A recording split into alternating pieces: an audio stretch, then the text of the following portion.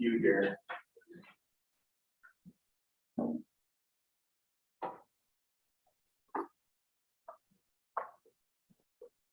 right, good to go. Welcome, everyone. Good evening, Mayor, City Council members, residents, and neighbors. Tonight, you'll be hearing a presentation on the much anticipated findings from our health study that was conducted in partnership with the University of Colorado.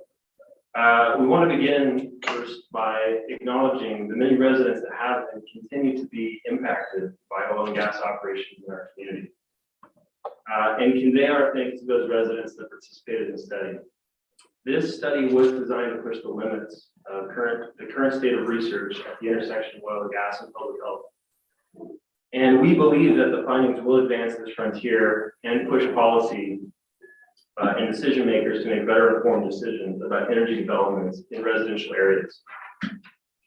We believe this is a testament to this council and this community's commitment to challenging the status quo and push back on rules that allow for projects like those in Broomfield come into communities that have very little say on how those projects actually happen. As this community is aware, and as council is aware, the results of this study don't provide us with the basis to take any immediate action to stop ongoing operations. Staff remains in the same position of continuing to inspect, monitor, report, and when applicable, enforce our operator agreement. However, the results of this study, coupled with the testimony from our impacted neighbors and residents, will add weight to the current and ongoing conversations that we have with state leadership, regulators, regional partners, and the industry, all of whom seem to have upset the publication of this study. Upon review of some of the comments in response to these results, there seems to be the charge that there was something more this council or staff could have done in responding to the untenable position we were put in due to existing state laws at the time. So let me be clear. There is no community in Colorado that has done more to advance the science and dialogue in this space. If there was something more that we could have done, this council and staff would have been the ones to do it.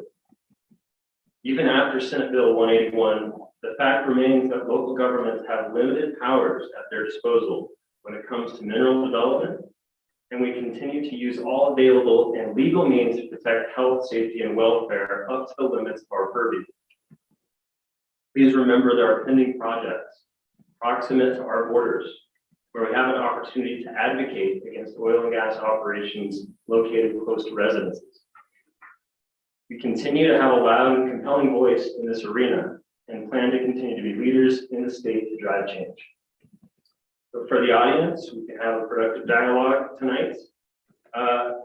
We don't have a totally packed house tonight, so I think we could do some Q&A just with the microphones.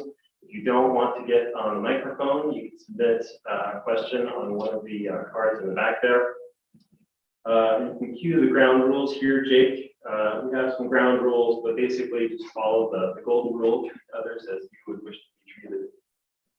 We will be posting a document with all the questions we received on the Broomfield Voice here tonight within the next couple of weeks. So before I hand it over to Drs. Weiser and McKenzie, we're going to start with a very brief operations update from our oil and gas manager, Minnie Coker. This was an item that we couldn't get to on our Tuesday regular council meeting. So we'll keep that brief and then get on to the main event. Go ahead, Minnie. Thank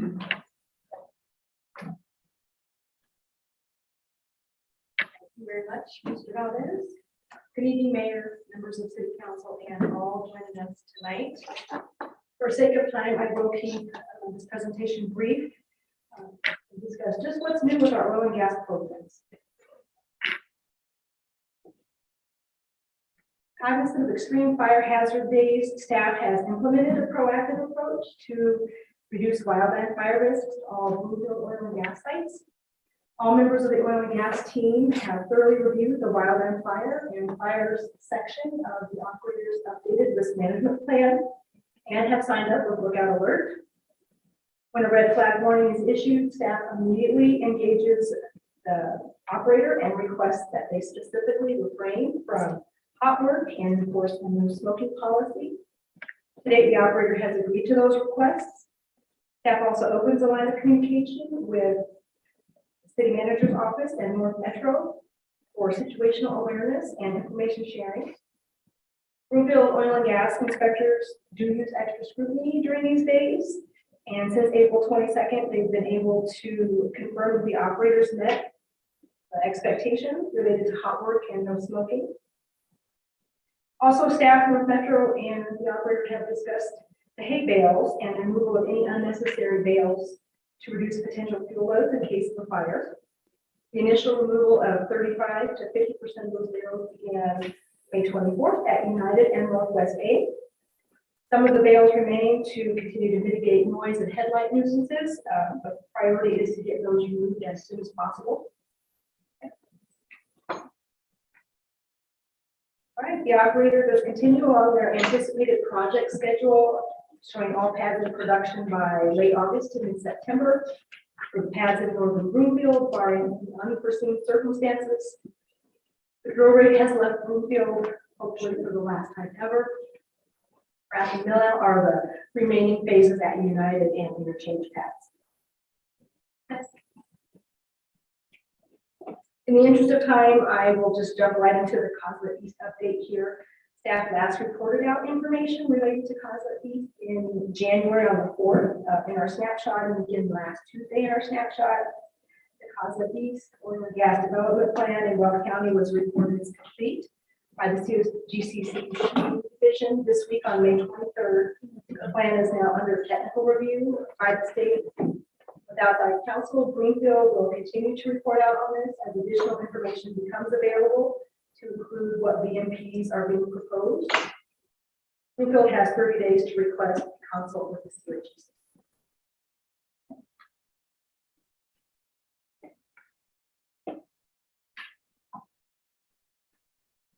New updates for the air quality monitoring program include a couple of items here. 2 trigger events occurred in May, and both of those reports are still pending. Recently, staff did review the Ajax contract and scope of work and believes that the SLA has been met. Note that Broomfield pays for 90% service level availability across the network.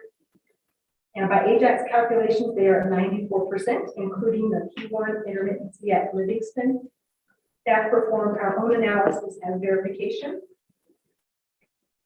While we have had some issues with some of those sensors, it was always understood that there would be some time when the sensors would be offline. Accordingly, cold spare equipment has been used to swap out faulty field equipment. Could you please open that link on this slide for me? This chart shows at least 16 system swaps to date, 9 of which were Livingston to address maintenance issues, regular system cleaning, upgrades, sensor damage, and hardware maintenance. Back to that, Chris.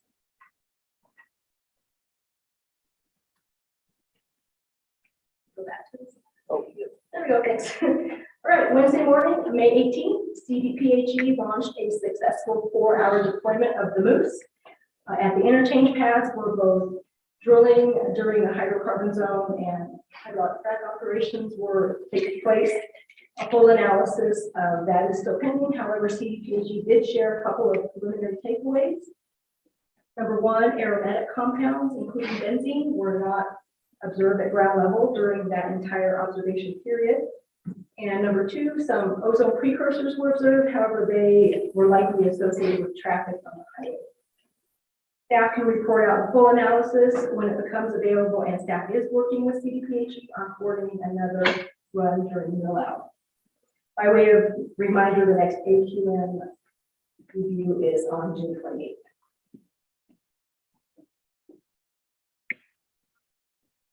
Broomfield continues to work with DL Adams, our noise consultant, to provide the real-time noise monitoring.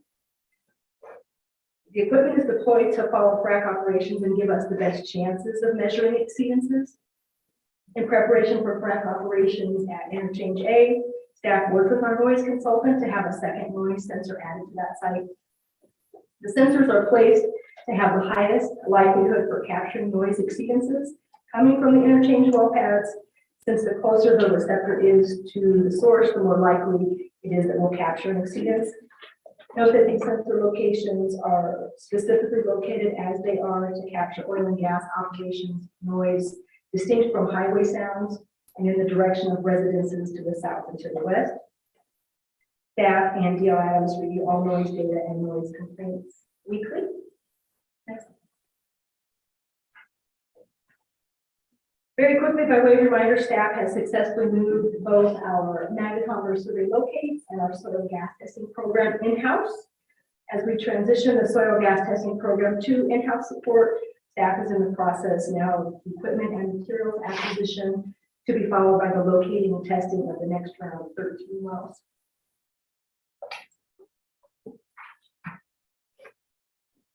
Brief it was. This concludes our presentation. So at this time, we are happy to address any comments or questions.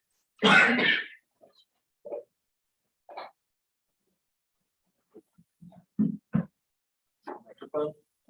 I can now. Okay.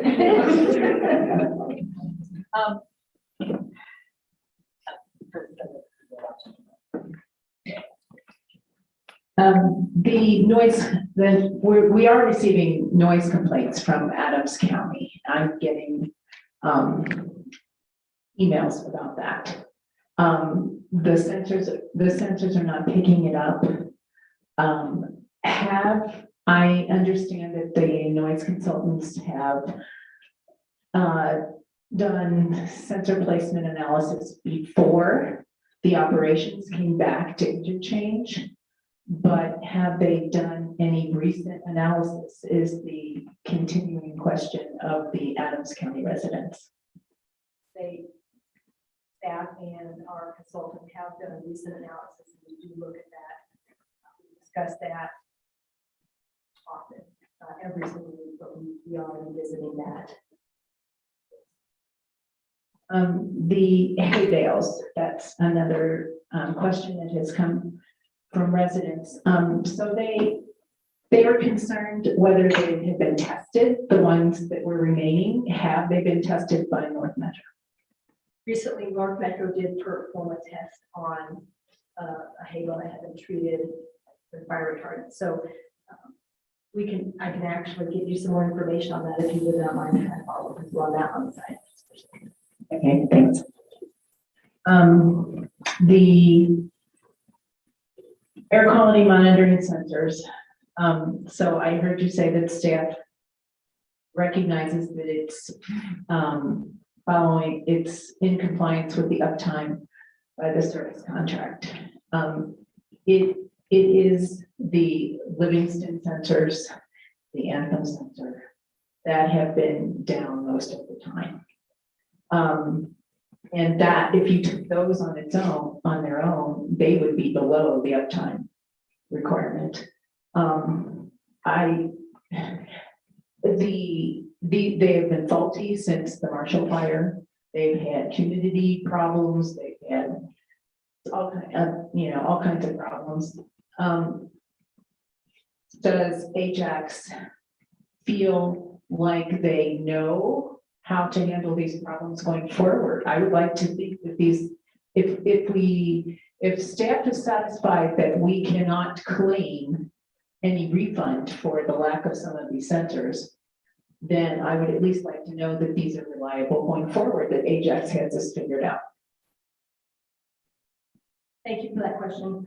I would also like to go back and get some additional information to follow up with you on the side for that. If we can do that. Okay. On the pending application for Coslet East, staff has said that they are in negotiations with Crestone to P&A those wells. Will council see any results of that negotiation at any time? And has staff discussed the possibility that as a proximate local government that we should be protesting and not negotiating on that pad? I was just going to say to the first part of that question, yes. I can't really speak more about that than what I've already spoken, so I would defer to my team. Councilmember Love, so what we're trying to do right now is ascertain the highest and best situation from the operator. And what we'd like to do at that point then is to request an executive session with council to discuss what's on the table. Okay, And what our strategy is. So we'll be in lockstep with the council direction.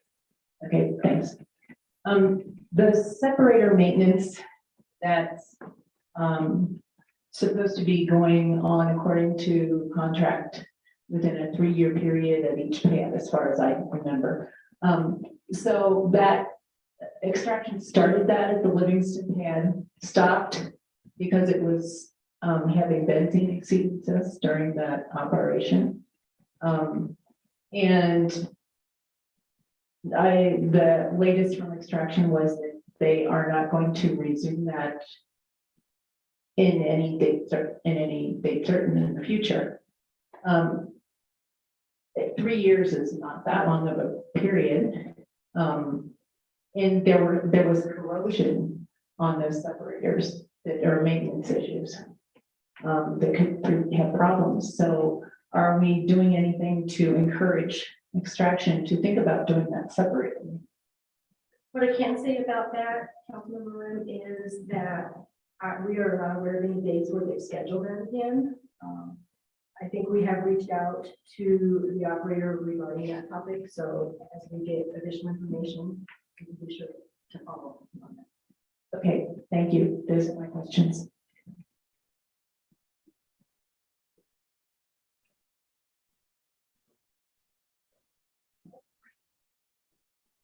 With that, Dr. Speakin and Pfizer.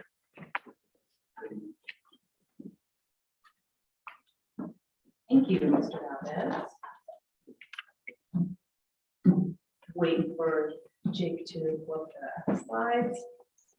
You want to check the clicker real quick and make sure it works for you?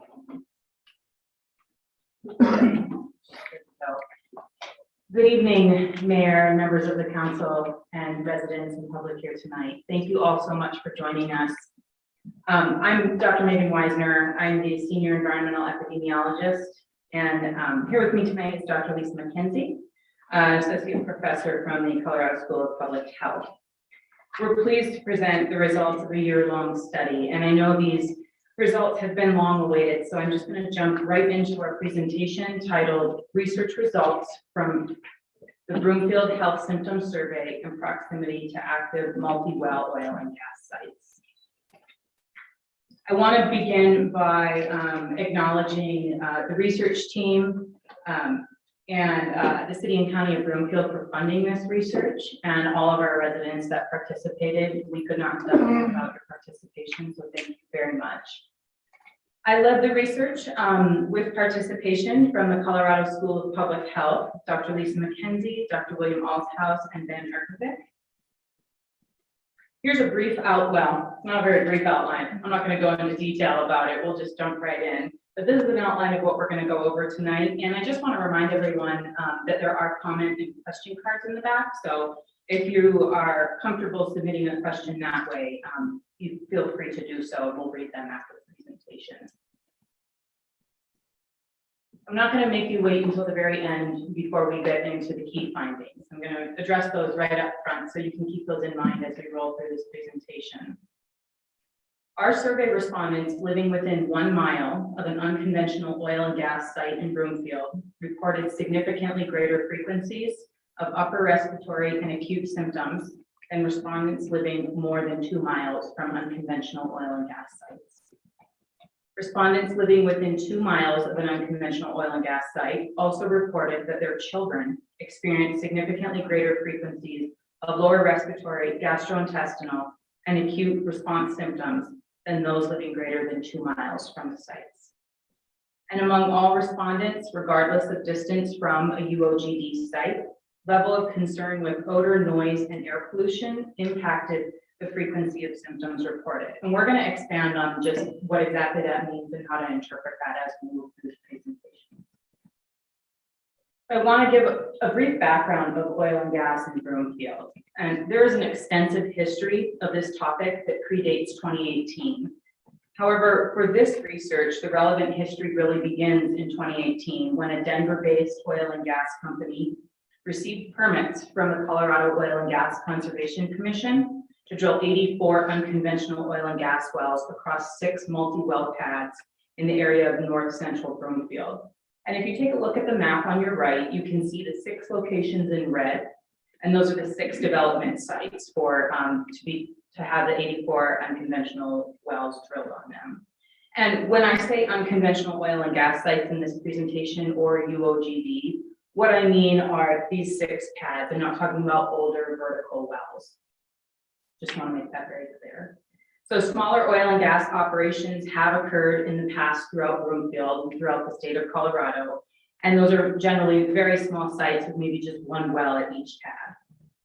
This research is specific to these 6 UOGD sites, which consist of these large pads that can be 18 wells on a pad or more or a little less.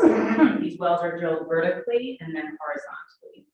And I want to mention that the 6 sites you see on this map are surrounded by single-family residential areas, some of which are 1,000 feet from the nearest pad. So let's talk about the background and the human health impacts. What did we know before we started this research? Well, previous studies have shown associations between living in proximity to UOGD and adverse birth outcomes, exacerbation of cardiovascular disease, skin and upper respiratory conditions, and adverse mental health conditions.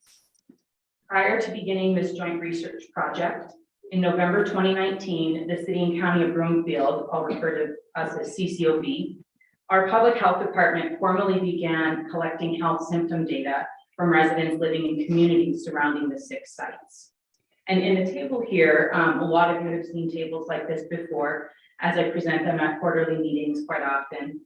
In the table here, you can see the top 5 symptoms reported by individuals of all ages since 2019.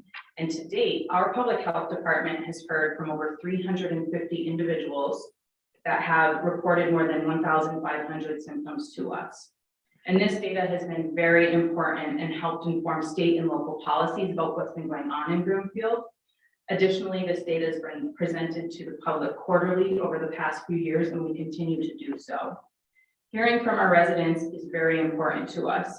And really, our residents were the catalyst for this research. Hearing from them and knowing their concerns and seeing how large these concerns really were, we decided we needed a more robust study to have a deeper understanding and take a deeper approach to understanding the public health implications of living in proximity to UOGD in Broomfield. So we decided to undertake this separate study because the data reported to us, while informative and important, it has limitations.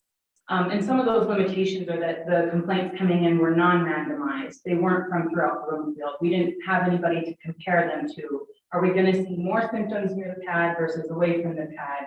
You know, we needed to control for certain things. So we moved on to work with the Colorado School of Public Health to develop this much larger, robust study. The overall goal of this research was to determine if residents living near UOGD sites within Broomfield experience a greater frequency and number of health symptoms than residents living at further distances. So with so much research out there, why is this unique? Why are we even doing this? Well, Broomfield's UOGD sites have some of the most rigorous best management practices in the state of Colorado.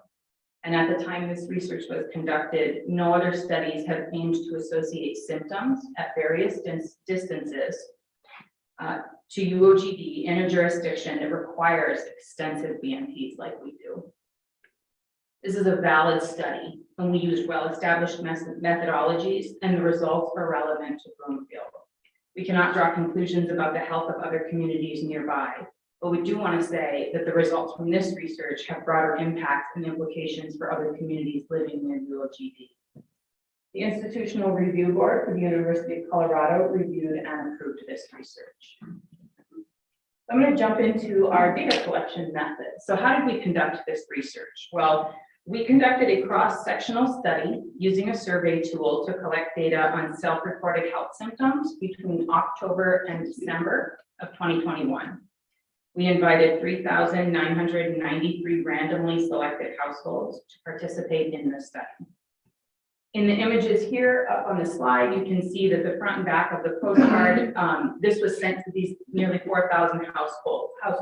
And there was a QR code on there where somebody could just simply take their smartphone and scan the image, and it would pull up a survey that they could complete, or they could type in a URL and complete it on their computer. And this survey was available in English and Spanish, and the postcard was also in English and Spanish. So how do we select our households? Well, we used fishnet sampling methodology and ArcGIS 10.8.1 software to identify randomly selected homes that would receive a postcard in the mail. And I want to restate that the objective of this research was to assess the health of residents near and away from UOGD in Broomfield. And we did not include residents living in Adams or Boulder counties. Thus, the research results we're presenting here are a valid representation of symptoms reported near and away from UOGD for the residents within the city and county of Broomfield. And this map shows the dark black outline is the city and county of Broomfield. So I'm going to explain this map for just a minute. So we weighted the distribution of the randomly selected households to account for population density across Broomfield. So you can see that darker the color of blue indicates more households were sent surveys in that area. And that's simply because we wanted to receive a sample size that was reflective of the population density throughout Broomfield. And this map doesn't provide exact locations of those households. And first of all, it looks terrible when you put 4,000 dots on a map. And secondly, we want to do everything to protect the confidentiality of everybody that received a survey. So we decided on a kernel density map such as this. I also want to point out that the little red squares are the UOGD sites, and the blue circles around the red squares, that's 1 mile from UOGD.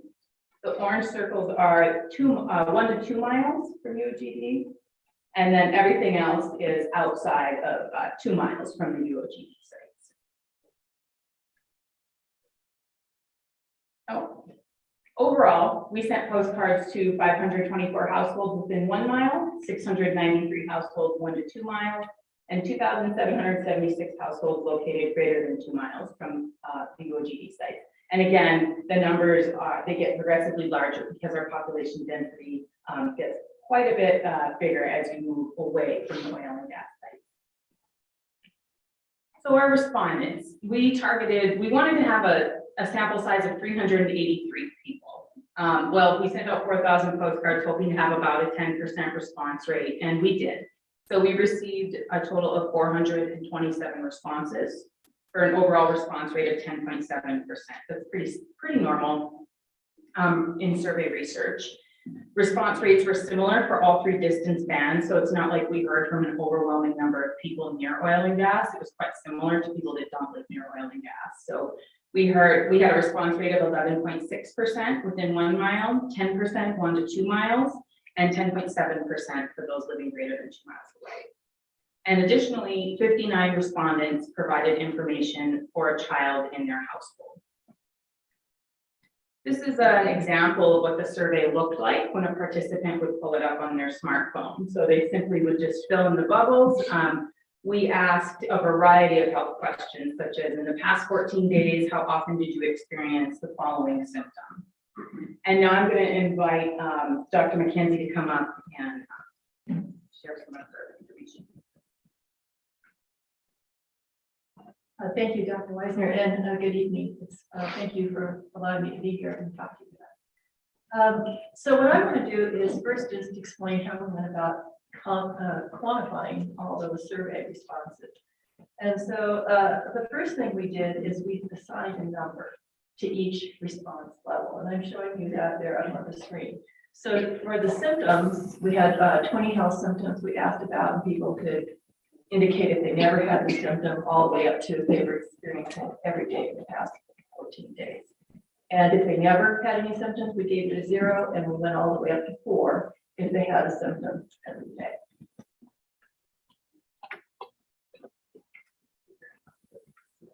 Okay. So I'm showing you an example of how this works. then. So this is a sample of some of the symptoms we asked about and how a respondent may have filled in, how many times they were experiencing them. So in this example, we would assign a value of 2 to difficulty sleeping, 0 to headaches, dizziness, numbness, tingling, and vomiting, 3 to anxiety and stress, and 1 to nausea and nausea. So those would be the numeric values for each of those symptoms. And then if we wanted to consider these symptoms in a group altogether, we would sum those Likert scores. So we would come up with a sum of Likert score. And in this example, for all these symptoms, the sum would be 7.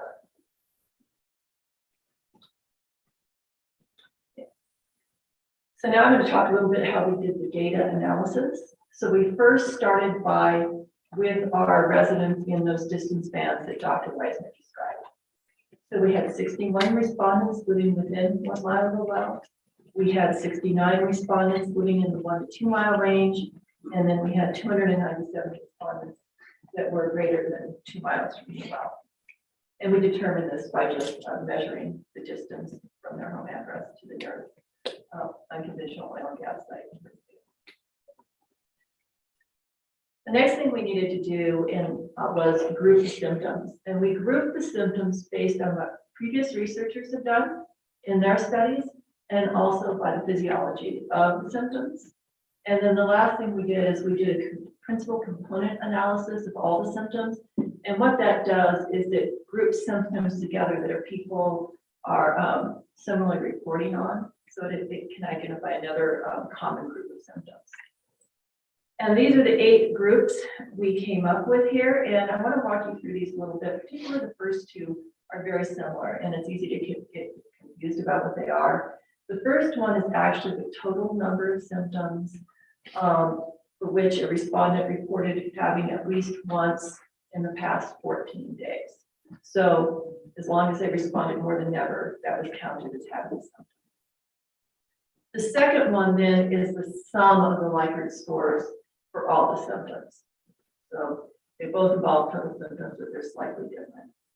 And then based on previous studies in physiology, we summed Likert scores for upper respiratory, lower respiratory, neurological, gastrointestinal, and mental health symptoms.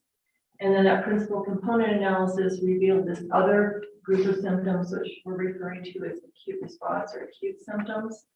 And those include nausea, vomiting, nosebleeds, lung irritation, shortness of breath, cough, and throat irritation. So then we moved with the groups and the exposures, and we applied the method of least squares linear regression to test the association between living in one of those distance bands and the size of the sum of the Likert scores for the groups showed on the previous slide. And we compare the Likert scores of residents living or respondents living within 1 mile of sites, within 1 to 2 miles of the sites. We compared those to the residents living more than 2 miles of the site. So the residents more than 2 miles away were our comparison group. We ran separate models for adults and children. And we did this because children were providing their own responses. The parents were providing responses for them. And we didn't collect as much information on the children. We had more information on the adults. And I should have mentioned for those 8 groups of symptoms, we ran separate models for each of those. Also, for both the adults and children, in their models, we considered their age, their gender, whether they smoked or someone else in their household smoked, and we included both tobacco and marijuana in that smoking, the number of other chronic health conditions they had, and the number of children under the age of 18 that were living in the household. Additionally, for the adults, because we collected this information on them, we considered how often they exercise, their alcoholic beverage consumption, the hours per day they spent in their home on average, their level of education, their reported race or ethnicity, and the number of years that they had resided at the current residence. And we included all these covariants because they can also be associated with the symptoms that we're looking at. So we have to consider them and adjust for them in our analysis.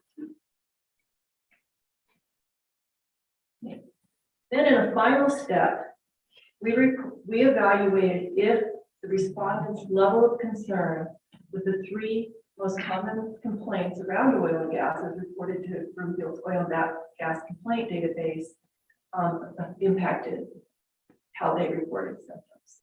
And the way we did this is we created two groups, and we created those two groups around the median sum Likert score for the level of concern for those three complaints: air pollution, noise, and odors.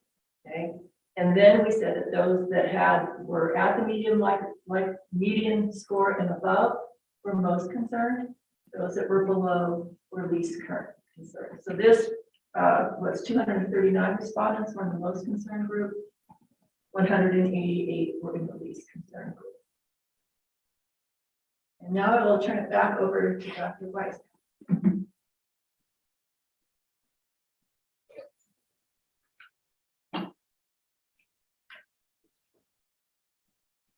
Thank you, Dr. McKenzie.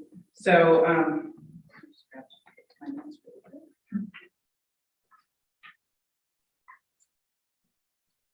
I want to show what the respondents looked like. So we broke it down by age, gender, race, and so forth. And here are some graphs that I won't get too into, but we separated these out by distance. So you can see we grouped within a mile, 1 to 2 miles, and greater than 2 miles, and then you can see the frequency of the responses that we saw. So a higher proportion of residents living within 1 mile and 1 to 2 miles than from those living more than 2 miles away from one of Broomfield's UOGD sites identified as male and white, were age 55 years or older, and lived less than 2 years in their current home. So this is just reporting out the respondents as we see them before we adjusted for these variables in our model.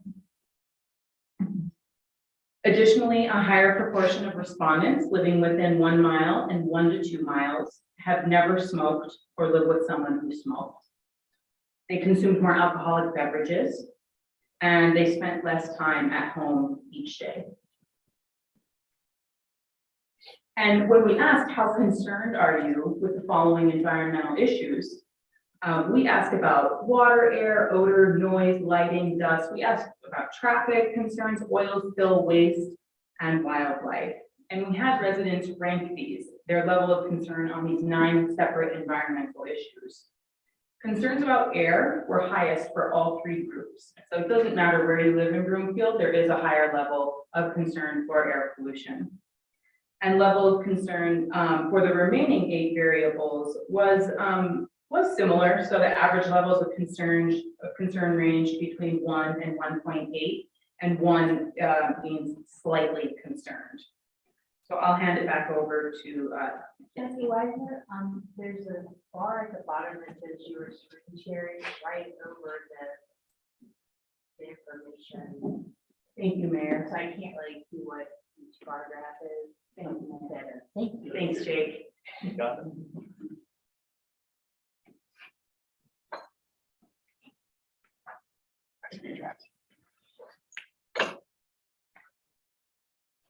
Okay, so now we're going to move on to the results. Okay.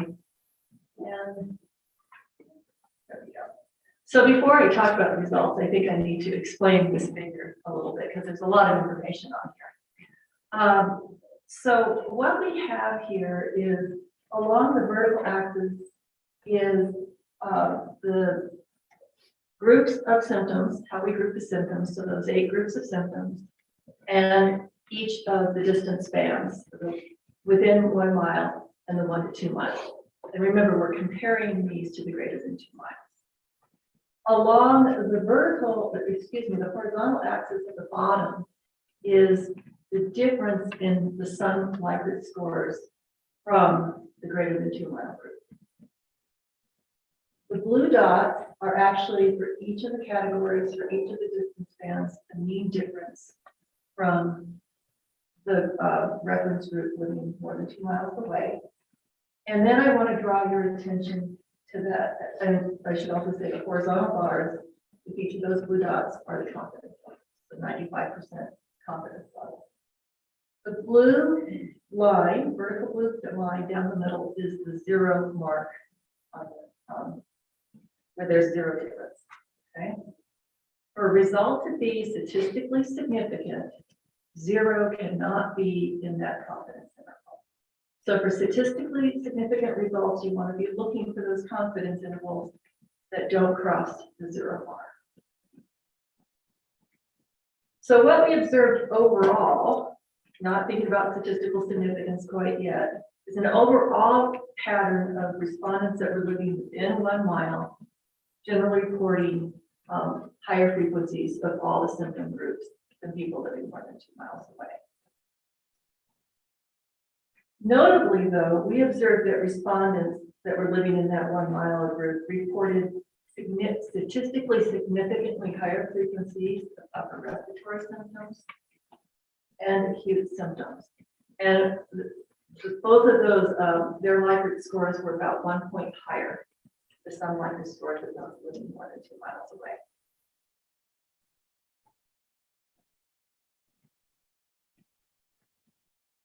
There we go.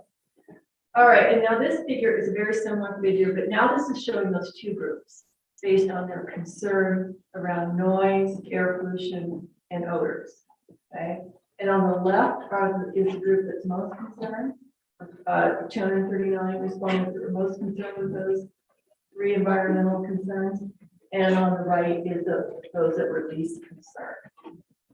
And interestingly, as you can see here, we found that this level of concern really impacted our results. In epidemiology, we would say that this was a major confounder that modified our results, but basically that just meant they were responding very differently from one another, and we need to consider them separately for that reason. And I also want to, just before I go any further in this, this difference, there were higher frequency of symptoms regardless of the distance span you were on. So even those living more than 2 miles away, if they were concerned about noise, odors, and air pollution, they were reporting more symptoms. So then those respondents that were living within 1 mile that were concerned with noise, odor, and air pollution, you'll notice that within those, all of the symptom groups are now statistically significant. And their differences are larger than they were for the total population between when we compared those living more than 2 miles away. And then this actually really surprised me because we observed just the opposite with those that were least concerned. Those that were least concerned with noise, odor, and air pollution actually reported fewer symptoms within 1 mile than 2 miles away. Although those results are not statistically significant because you can see that 0 is in those within the confidence limit.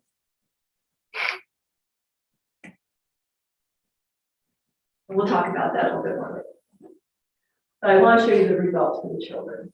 Same kind of graph. The only difference here on this graph is we're now grouped the children into less than 2 miles and greater than 2 miles. That's because we had 59 children.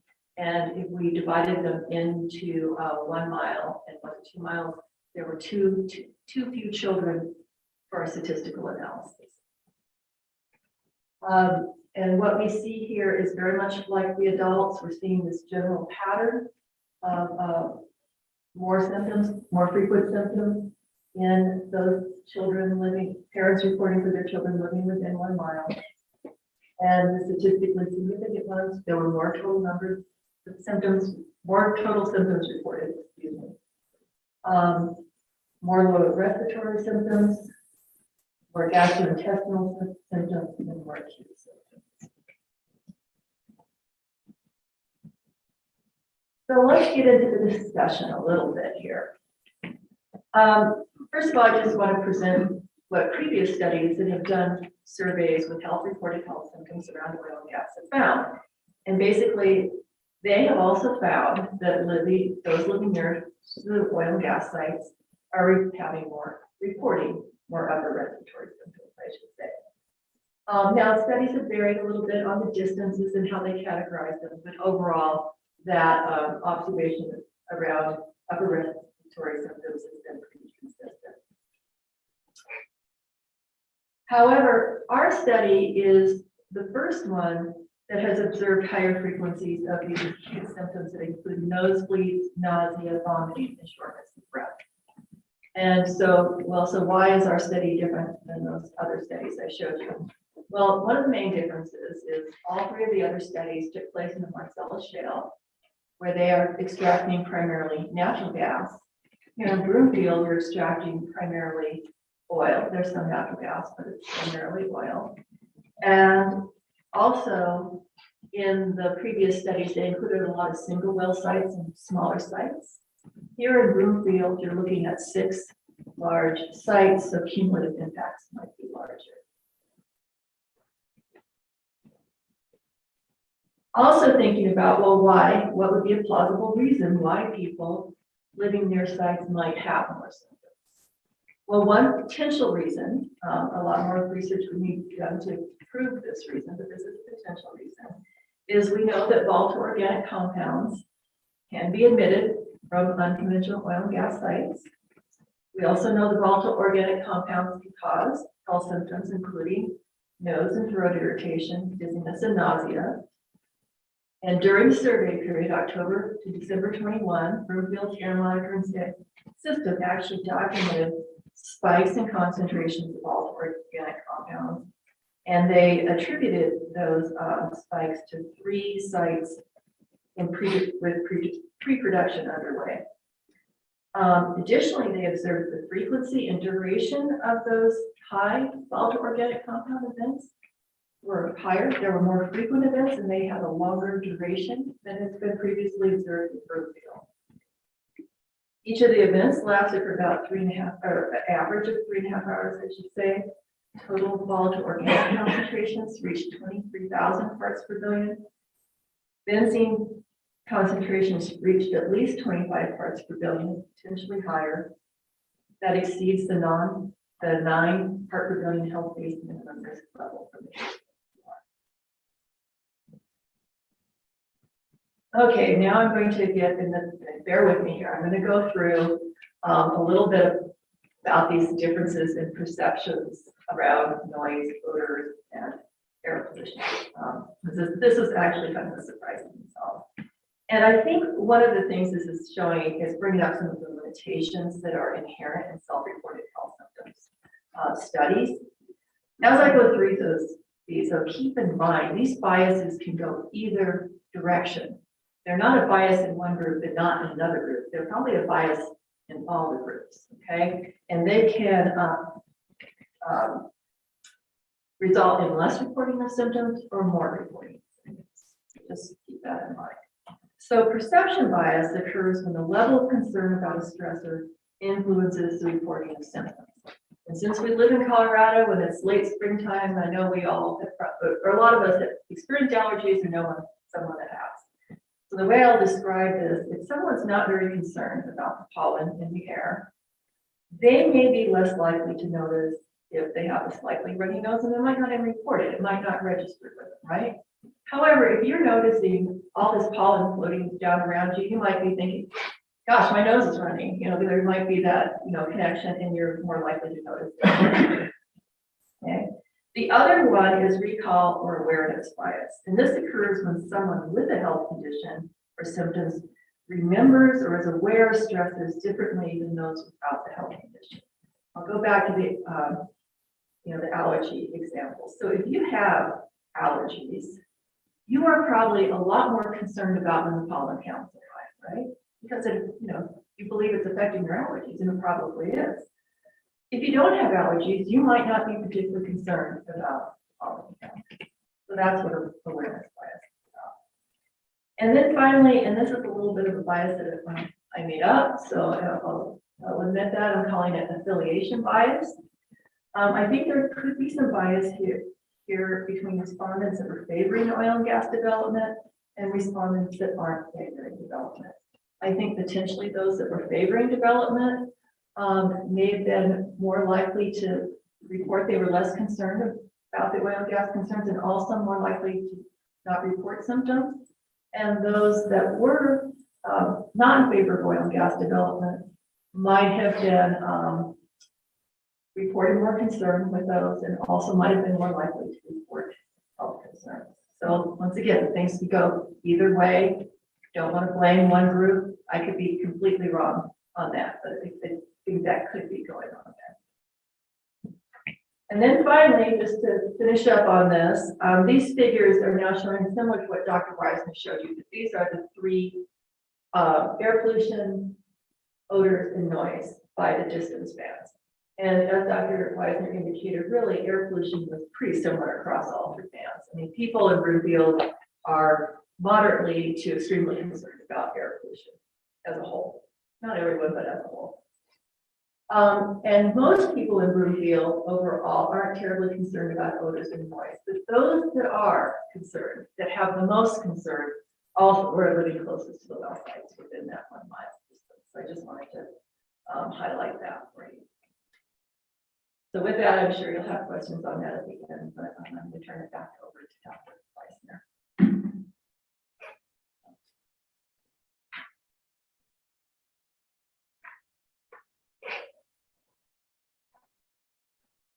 Thank you, Dr. McKenzie. I'll wrap up our presentation with the next few slides. And I want to talk a little bit about the strengths and limitations of this research. All research has strengths and limitations, and it's the right thing to do to call these out. So we're going to help everybody understand exactly what those are for this research. The strengths are that we randomly selected households to participate. We didn't target residents that we thought might be experiencing health impacts. In fact, when I ran the model for the fishnet sampling, I had no idea which households it was going to select within Broomfield. So it was very random. And then again, we didn't know who was even going to respond to our survey. We used well-established methodology to do this in ArcGIS. And we sent out a really large number of postcards throughout Broomfield, and we received a statistically significant sample size back. So the sample size we have, you can do a valid statistical analysis with to understand the health symptoms reported throughout Broomfield. We use well-established methods like least squares linear regression and principal components analysis to understand our data. And we also considered a large number of other variables that we controlled for. So smoker present in the household, the number of chronic health conditions that you might be experiencing, and so forth. The limitations to this study include that it was a cross-sectional study design. So it was a snapshot in time of health symptoms. This isn't a longitudinal study. We don't know how symptoms changed over time. There's always a potential for participation bias, and as we acknowledge self-reported data, it can be subjective. I do want to acknowledge though, when you go to a doctor, the first thing you do is self-report your symptoms. So there is validity in understanding what people are reporting. I don't want to discount that at all, but it can be subjective and there are limitations to self-reported data. And this study won't tell us the cause of the symptoms. So we cannot prove causation that oil and gas emissions caused an increase in the symptoms that were reported. We can only say that the individuals living within that 1 mile distance band reported greater frequencies of acute symptoms and upper respiratory symptoms. We don't really know the cause. And we were not able to assess health symptoms during the time that we reported plumes coming from the pads, because we just simply didn't have enough respondents submit surveys when a plume happened. I mean, there was really no way to control that. You don't know when you'll have a plume. We didn't know when a respondent was going to submit a survey, if they were going to be downwind of that. So there were limitations to the analysis when we tried to go further with our air quality data.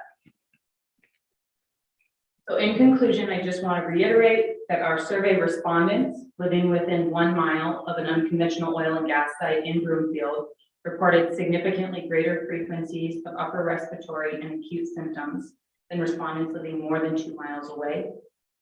Our respondents living within 2 miles of the UOGD site also reported that their children experienced significantly greater frequencies of lower respiratory, gastrointestinal, and acute response symptoms than the group living more than 2 miles away.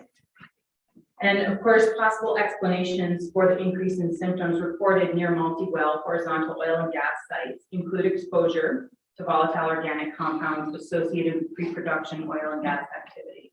Broomfield has a very robust air quality monitoring program, and we caught over 50 plumes coming from oil and gas sites during pre-production when this health survey data was being collected. So I want to acknowledge that we did see quite an increase in air plumes when we were collecting this symptom data. So where do we go from here with this study? Well, our research team is working on a manuscript to be submitted to a peer-reviewed journal for possible publication. And we'd love to share the manuscript, but it's not standard to do so. This could jeopardize the ability to publish it and we don't want to do that. We don't want to jeopardize anything. And if this does get published, we can't guarantee when. We don't even know if a journal will take it. But we're hopeful that this is a strong and robust study and that we'll get it into a journal. Publication can take a year or longer, and then additional analysis could be required by some of the peer reviewers. I do want to say that we're committed to transparency. So our survey questions and de-identified data will be made publicly available on the Broomfield Voice webpage. And probably within the coming weeks, maybe by tomorrow. So our next steps for future research. Well, we have a couple of ideas as the research team has discussed. Where do we go from here? Well, we could aim to understand more precise emission scenarios from our oil and gas pads and cumulative impacts that living in proximity to multiple UOGD sites potentially poses to adults and children living near these sites. So some of the ways that we could take this research a little further, I mean, we've gathered such a robust amount of air quality data the last few years.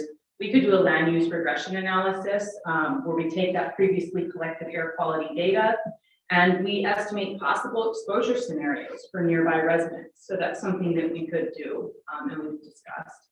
We could also look at the All Payers Claim database. This is a database with medically diagnosed codes. And we could look at medically diagnosed data and geolocate that back to proximity of living near unconventional oil and gas sites. This could help further validate what we've done with the self-reported symptom data. So lastly, I really want to make sure I take the time to thank our Broomfield residents and how important they are to us. We're here for you, we listen to you, and thank you so much for participating in this research and making it possible. I also want to thank Broomfield City Council for their incredible support for research such as this, which can really make an impact. I want to thank our city manager's office, unbelievable support from them, the Department of Strategic Initiatives, Andrew and Mindy, our attorney's office, our GIS division, and our communications and engagement team. This was a huge effort and it took a lot of people. So I just want to make sure that everybody is recognized that that helped see this research through. And the last few slides, we've got 1,000 references here, if anyone cares to go through those. But thank you so much, and we're happy to take questions. I'll turn it over to Mr. Valdez. Yeah, no, thank you, doctors. Congratulations on some truly excellent work here.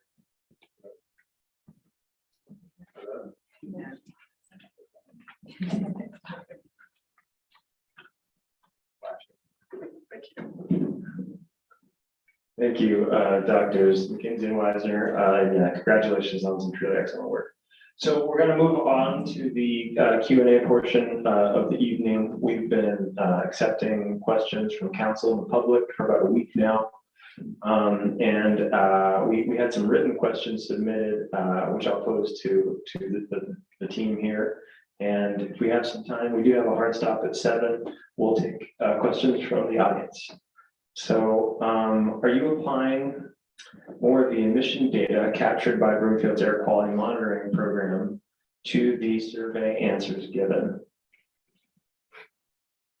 Yes, as I stated, that would be, we tried to do that. We simply didn't have enough people responding to surveys when a plume occurred. So the analysis started to fall apart. But we do have ideas for future research that could incorporate that emissions data and try to tie that more into the health impact. So that's a discussion for how we want to move forward from there. Right. Can any effort be made to follow up in 10 to 20 years with the same individuals who replied to the survey to find out if they had developed cancer or other issues?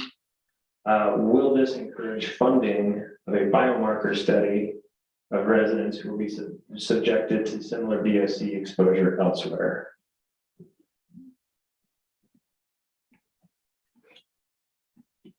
So I think we've outlined some of the future studies we're thinking about, long range 20-year study, particularly for cancer. With this particular group of survey respondents, probably isn't adequately powered to do that analysis. Cancer is fortunately pretty rare. So I think we're looking at possibilities of what can be done. I'm not sure exactly what biomarkers they're talking about. I mean, there are prospective studies we could do where we actually take measurements on people and measure things in the air and all that. But it's a bigger study, a longer study. And then I think I just refer most of the rest of that back to the council. Thank you. Why were other jurisdictions included in the study?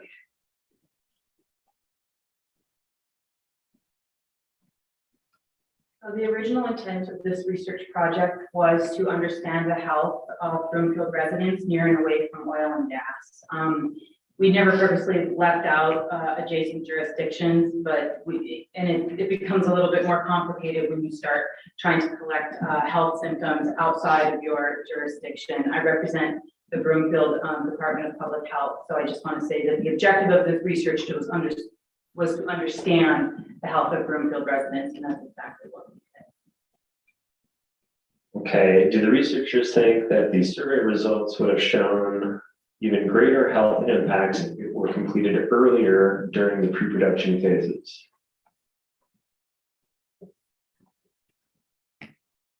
So our study can't say anything about what a different study's results may have looked like. I will say that during pre-production at Livingston, where our health department received tons of health concerns, that was the impetus for this research. That set us out on this path to collect this research during pre-production at those other UOGD sites in Broomfield. So we can't speculate as to what we would have found during the pre-production phase of this.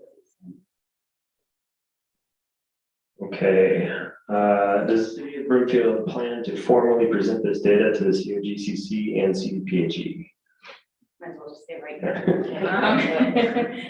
So we did email the COGCC the results. I know that Andrew was in touch with them.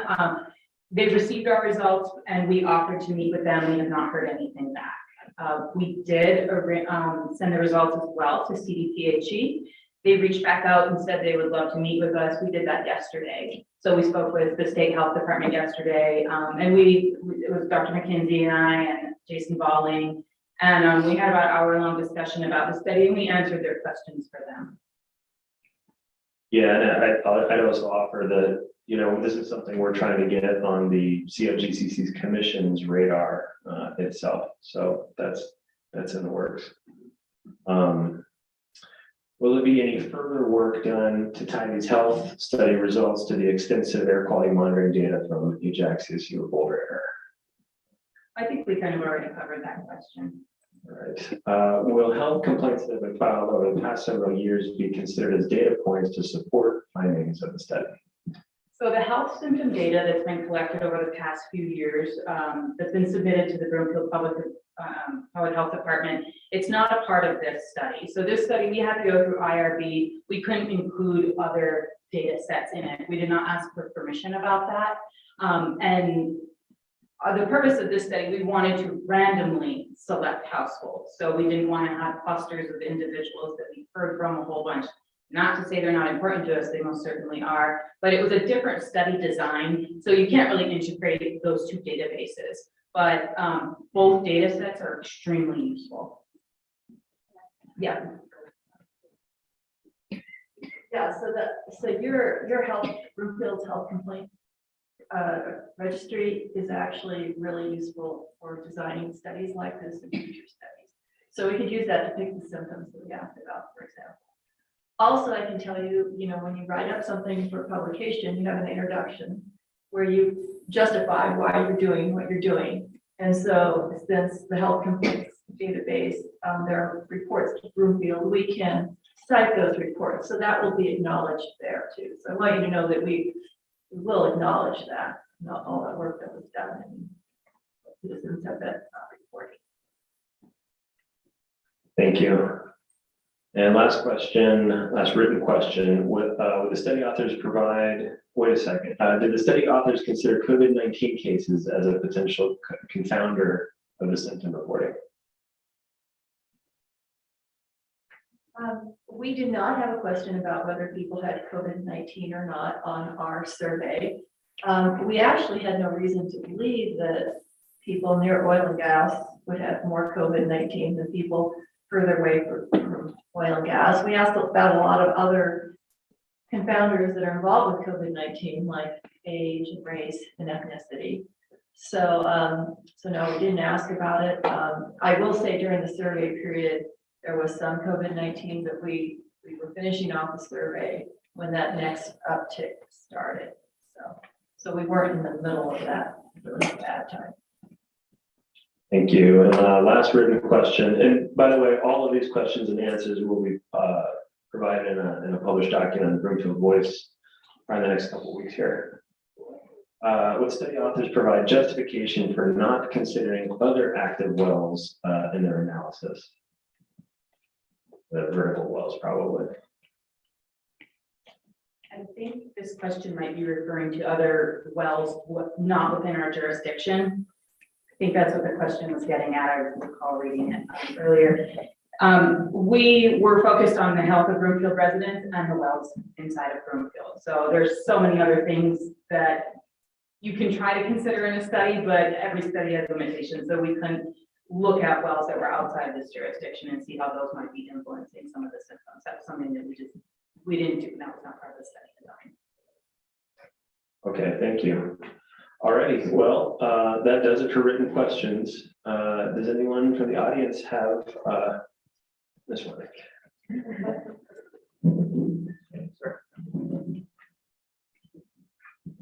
Hello, doctors. I'm excited for this study. I think it's really great. I live 2,000 feet from Northwest A, and I'm an Adams County resident. In fact, 78% of the wells in your study are directly impacting Adams County residents and not Broomfield residents. So there's concerns here. I know there's limitations in the study, and I think if you're going to publish it, you need to put in that limitation. That this community is not even being asked for whatever reason, IGA, funding, whatever, but it's a limitation. My community is being severely impacted by these wells. And also on the map itself, it's a little bit confusing the way it's populated. It looks like when you see Adams County, which we're outside of your political jurisdiction, it's like a blank slate. It's as if there's nobody that even lives there. It looks like vacant land.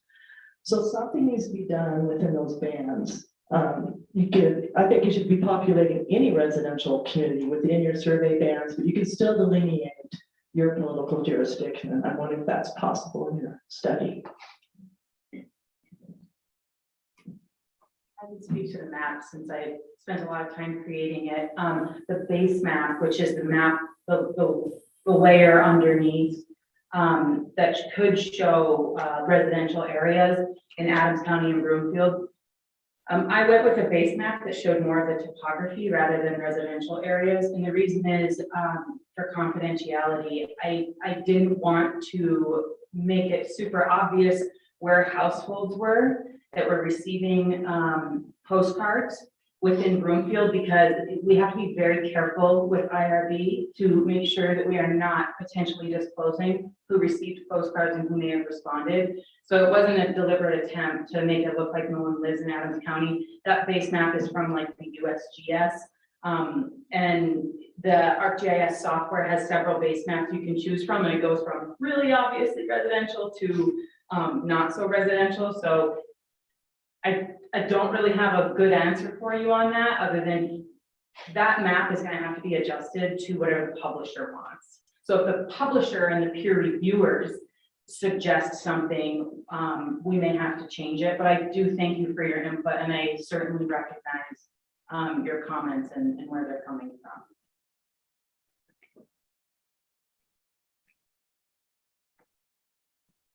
All right, anyone else?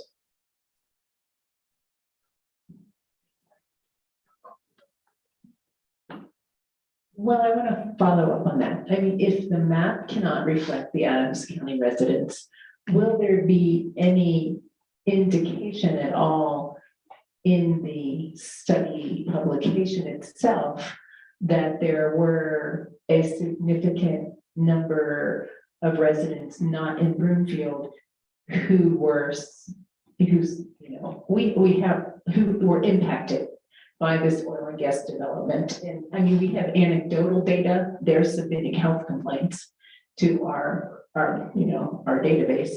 So will the study, I mean, I know you didn't include the Adams County residents who lived within those distances, but the study results would have been even more significant in just possibly, it's a likelihood if those Adams County residents would have been included, just based on what we see in our health complaints. So I guess you can't verify that claim, but can you at least state in the study that there were a significant number of residents outside of the jurisdiction who may have still been impacted? So I wish we could share the manuscript. We can't. We're finalizing, and now we did acknowledge that residents live on the perimeter and close by, and we said the results could be different if residents were included, because we know Adams County is some of the closest individuals that live to these sites. And one thing I do want to say, and so that we addressed that in the manuscript. One thing I want to say is another scientific reason to just go with the city and county of Broomfield is there's something in spatial analysis called the modifiable aerial unit problem. And it's very, you have to be careful of it. And it's when researchers are accused of just picking and choosing spatial locations to try to get results they want. So if we said Broomfield's our study area, but we're going to pick this pocket in Adams County, it would not be randomized anymore. We would have been selecting people we think are the most impacted, and that would have impacted the results and probably prevented it from getting published at the end of the day. So we do suggest in the manuscript, other studies should include jurisdictions around them, regardless of their boundary. That's a good idea. That's a different type of study design, and one that would take quite a bit more